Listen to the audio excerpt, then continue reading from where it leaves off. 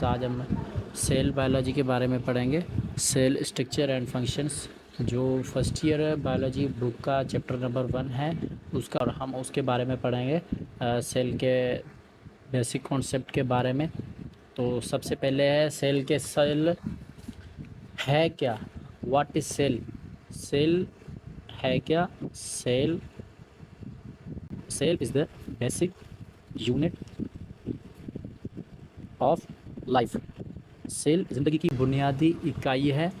Cell is the basic unit of life and cell base या building block भी इसे कहते हैं। Cell is the building block. Cell is the building block of life. Cell basic unit कैसे है and cell building block कैसे है? Basic unit बनी है सिर्फ बेसिक चीज़ से।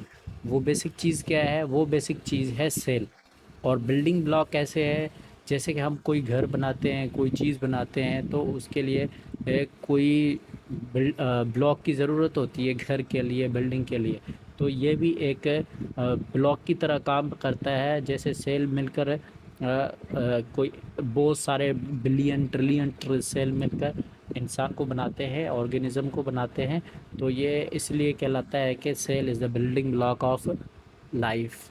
ठीक है। और बेसिक यूनिट आपको मैंने बताया कि cell is the basic unit है, क्योंकि ये बुनियादी इकाई है। अगर सेल ना होता तो हमारी लाइफ भी ना होती, तो इसलिए ये बेसिक यूनिट है। सेल है तो हर चीज़ है, ज़िंदा चीज़ें मौजूद है। जैसे प्लांट है, एनिमल्स है, जो भी लिविंग सेल्स है, लाइफ है। ये लाइफ है ही सेल की वजह से। अगर सेल ना होता तो लाइफ भी ना होती।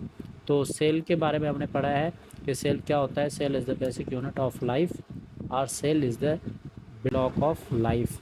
और structural and functional unit of life भी कहते हैं हम, क्योंकि वो स्ट्रक्चर भी देता है और सेल मिलकर काम करते हैं तो ऑर्गन्स बनते हैं। तो वो ऑर्गन क्या करते हैं? फंक्शन करते हैं। तो उसमें क्या होता है कि जो भी ऑर्गन्स है वो अपना अपना काम करते हैं। तो इसलिए वो स्ट्रक्चरल फंक्शनल है। एंड स्ट्रक्चरल इसलिए है कि वो स्ट्रक्चर देता है, हमें शेप देता है। कौन? सेल की वजह से ही ये हमें शेप है। ये हम जो हमारे हाथ पाँव अगर ऑर्गन्स हैं वो भी क्या करते हैं? अपना काम करते रहते हैं पूरा दिन। तो ये हमने पढ़ लिया है बेसिक कॉन्सेप्ट ऑफ सेल के बारे में। और अब पढ़ेंगे सेल डिस्कवरी, सेल के बारे में कि सेल की डिस्कवरी किस तो सबसे पहला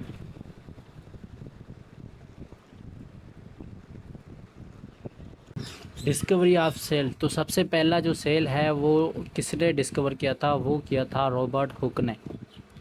और वो कौन सा सेल था? वो सेल था डेड सेल। एक होता है लिविंग सेल, दूसरा होता है डेड सेल।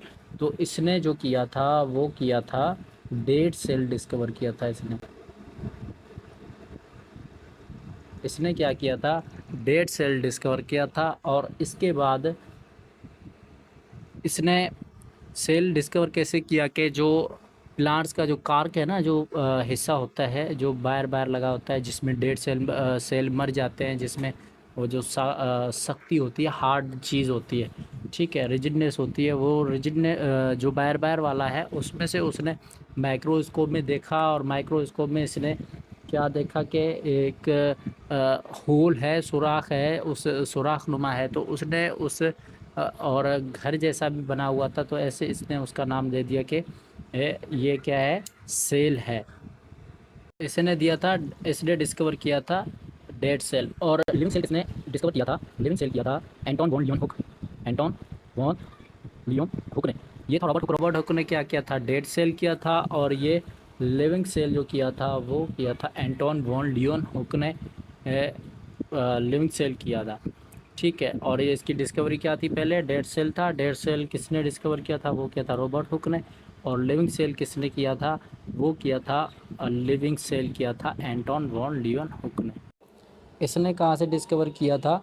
इसने किया था जो तालाब हैं वहाँ पर जो पानी था जमा हुआ वो होता है तालाबों में, तो उसमें इसने एक मूविंग चीज़ देखी जो तालाबों के अंदर या गिर्द जो मूव कर रहे थे। तो उसने वो मूव करते हुए जैसे बैक्टीरिया के सेल को देखा, तो उसने कहा कि ये क्या है?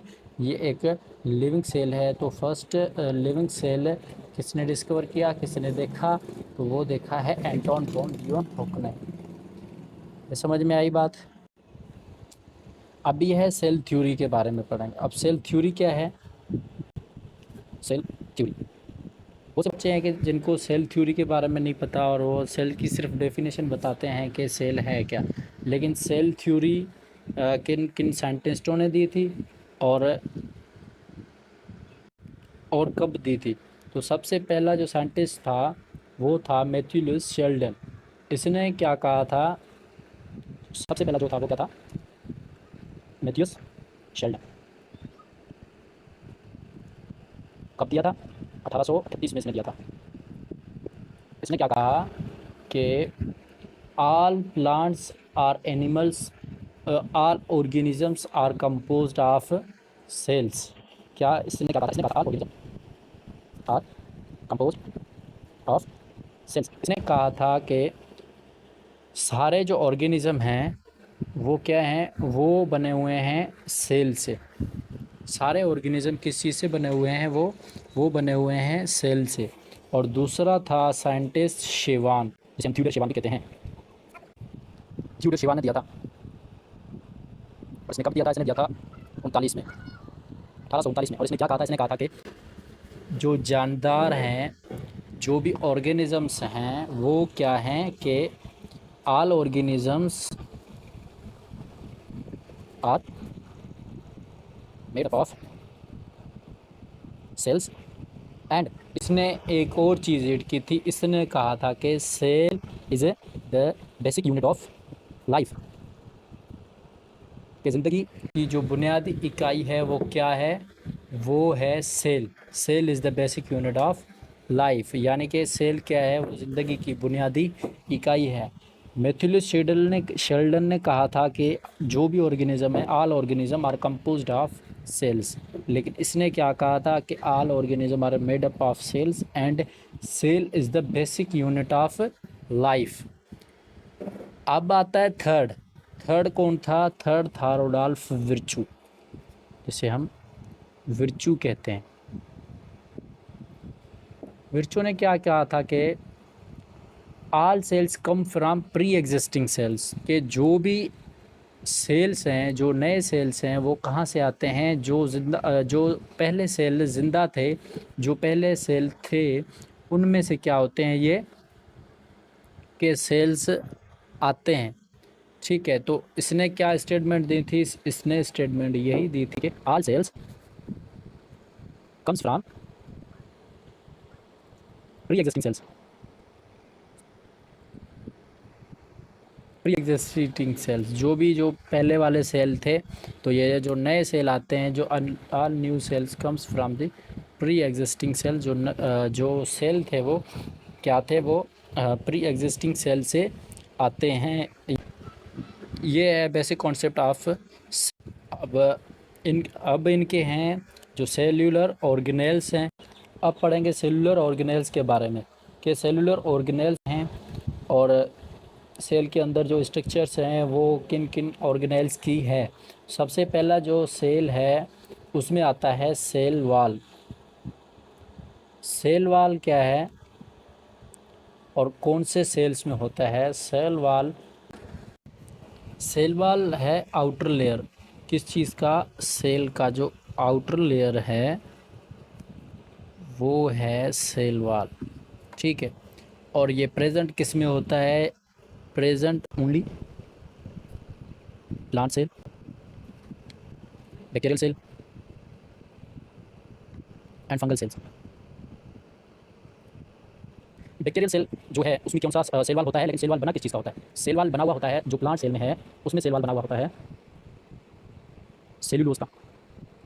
और जो पेप्टाइडोग्लाइकेन किस चीज़ का है, वो है बैक्टीरिया का। बैक्टीरियल सेल किस चीज़ से है, पेप्टाइडोग्लाइकेन। और इसका चाइटिन, चाइटिन का बना हुआ है। प्लांट सेल का क्या बना हुआ है, सेलुलोज से बना हुआ है। और ये फंगल सेल का बना हुआ है चाइटिन से। और बैक्टीरियल सेल वाल जो है वो किससे बना हुआ है, पेप्टाइडोग्लाइकेन से, सेल वाल। ठीक है, अब पढ़ रहे हैं सेल वाल। तो सेल वाल के सबसे मेन जो हैं वो 3 लेयर होती हैं। कितनी लेयर होती हैं, how many layers have cell wall, there are 3 layers. पहला है प्राइमरी सेल वॉल, दूसरा है सेकेंडरी सेल वॉल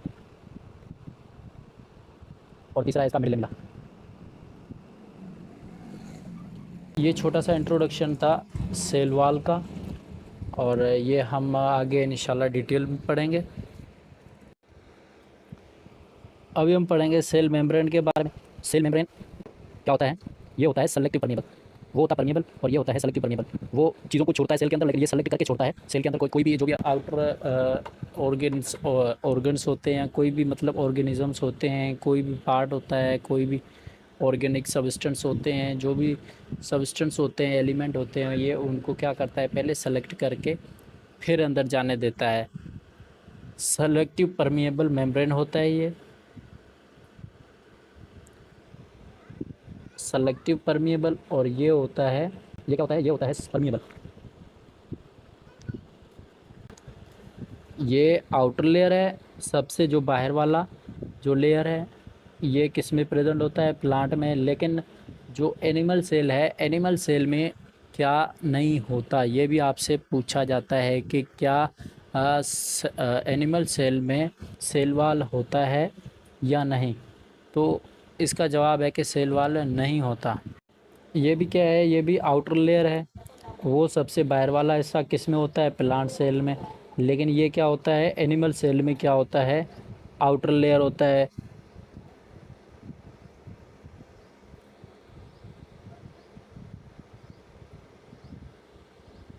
लेकिन वो क्या है, परमिएबल है। ये क्या है, सेलेक्टिव परमिएबल मेम्ब्रेन है। ये सेलेक्ट करके ऑर्गेनिक चीज़ों को अंदर जाने देता है, वरना नहीं जाने देता। जैसे गेटवे होता है, बंदे को कोई सर्च करने वाला होता है, अगर कोई कैमरा वगैरह लगा होता है या स्कैन करने वाला, तो स्कैन करके फिर बाद में छोड़ देता है। अगर स्कैनर या कोई भी चीज़ ना लगा हुआ हो तो वो उसको वैसे ही जाने देता है बगैर पहचाने। लेकिन ये क्या करता है, ये करता है सेलेक्ट करता है कि कौन सी चीज़ है जो वो सेल के लिए फ़ायदेमंद है, और कौन सी चीज़ है जो सेल के लिए नुकसानदा है। और इसमें अदर है साइटोप्लाज्म। इसमें हम पढ़ेंगे फ्लड मॉडल भी आगे हम पढ़ेंगे डिटेल में। और इसमें अभी क्या है, साइटोप्लाज्म पढ़ेंगे। साइटोप्लाज्म क्या होता है? ये होता है जेली लाइक सब्सटेंस होता है, जो कि किसमें प्रेजेंट होता है? Inner side of the cell membrane. जो कि सेल मेम्ब्रेन के अंदर फ्लूइड होता है, जेली लाइक सब्सटेंस होता है। Jelly like substance present in cell. क्या होता है वो? साइटोप्लाज्म होता है, sorry, cytoplasm. Jelly like substance या fluid that present in cell that's called as cytoplasm. जिसके अंदर सारे ऑर्गेनेल्स आ जाते हैं, वो क्या होता है, वो साइटोप्लाज्म के अंदर ही आ जाते हैं। सारे जो भी सब्सटेंस अंदर मौजूद हैं, जो भी ऑर्गेनेल्स हैं, जैसे कि माइटोकॉन्ड्रिया है, एंडोप्लाज्मिक रेटिकुलम है, न्यूक्लियस है, माइटोकॉन्ड्रिया, क्लोरोप्लास्ट है, लाइसोसोम, राइबोसोम, ये सारे क्या होते हैं, ये सेल के अंदर होते हैं, जो साइटोप्लाज्म में ही होते हैं। तो साइटोप्लाज्म है। और इसके बाद है nucleus. Nucleus is the central part of the cell. ये क्या करता है, ये कंट्रोल करता है। It control all the function of cell.